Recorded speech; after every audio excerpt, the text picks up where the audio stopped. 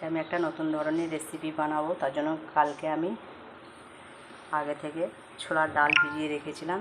ছোলার ডালে এখানে পেস্ট বানিয়ে নিয়েছি, আর এখানে পেঁপেকে ছাল ছাড়িয়ে আমি ব্লেন্ডের সাহায্যে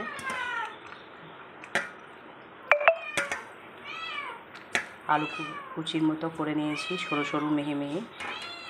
এবার এটাকে আমি এর মধ্যে দিয়ে দিলাম, ছোলার পেস্টটার মধ্যে। এরপর আমি এখানে নুন দিলাম আর অল্প একটু হলুদ গুঁড়ো দিয়ে আমি এটাকে ভালো করে মেখে নেব।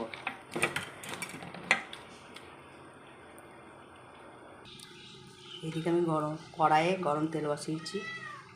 এখানে আমি একটা করে তেল গরম হয়ে গেছে। ডোগুলোকে আমি গোল গোল করে কড়াইয়ে ছাড়লাম, ডো করে।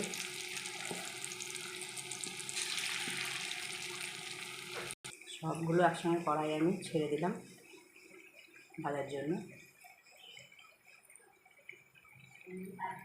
আমি এদিকে একটা পেস্ট বানিয়ে নিয়েছি, গোটা ধনে, গোটা জিরে, কাঁচা লঙ্কা, টমেটো আর আদা দিয়ে একটা পেস্ট বানিয়ে নিয়েছি।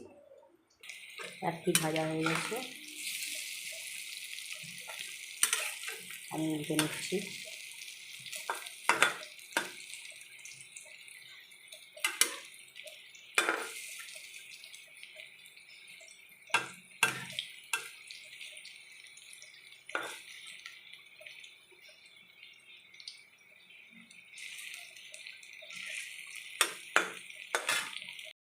আমার এখানে লাল লাল ভাজা হয়ে গেছে, এবার আমি উঠিয়ে নেব। ভাজার ওই তেলেই আমি 1 চামচের মতো জামা ঘি দিয়ে দিলাম।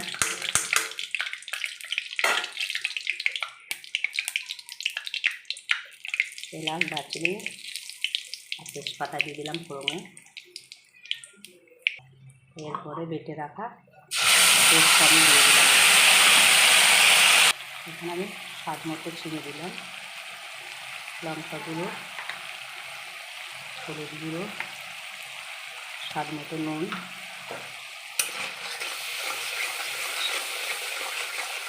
আমার গলাটা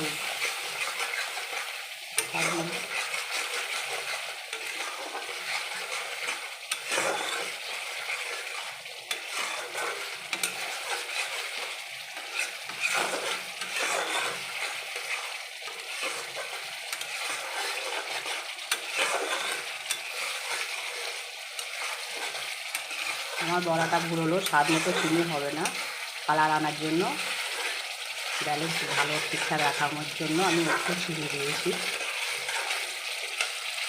রান্নাটা কিন্তু পুরো নিরামিষ রান্না, ইস্কনে বেশি হয়, মায়াপুর, পুরী, যেখানে যেখানে ইস্কন আছে ঠাকুরের মন্দিরে এই ধরনের রান্নাটা হয়। তো তোমাদের যদি আমার এই রান্নাটা পেঁপে ছোলার ডাল দিয়ে রান্নাটা তোমার ভালো লাগে, তোমাদের সবারই, তো অবশ্যই লাইক, কমেন্ট, শেয়ার দিয়ে পাশে থাকবে।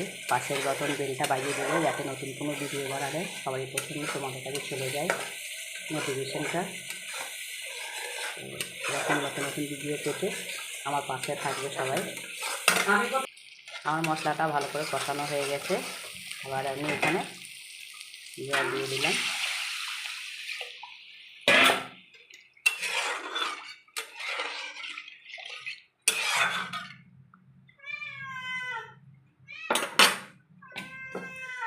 ভেজে রাখা